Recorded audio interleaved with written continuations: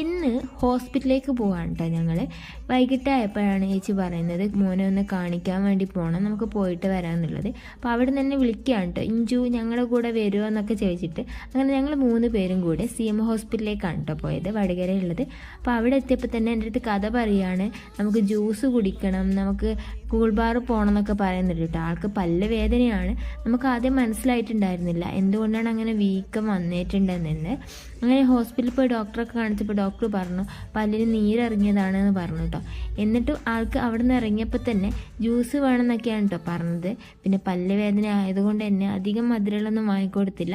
2 lime വാങ്ങിയിട്ട് ഞങ്ങൾ 3 പേരും കൂടി അങ്ങ് കഴിച്ചു കേട്ടോ. അതിന് ശേഷം കടയിൽ നിന്ന് കുറച്ച് സാധനങ്ങളൊക്കെ വാങ്ങി. അവനാണെങ്കിൽ എൻ്റെ വണ്ടിയിൽ കയറാൻ ഭയങ്കര ഇഷ്ടമാണ് കേട്ടോ.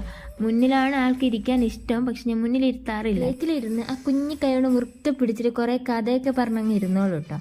അപ്പോൾ ഇന്നത്തെ വീഡിയോ അത്രയേ ഉള്ളൂ. അടുത്ത വീഡിയോ കാണാൻ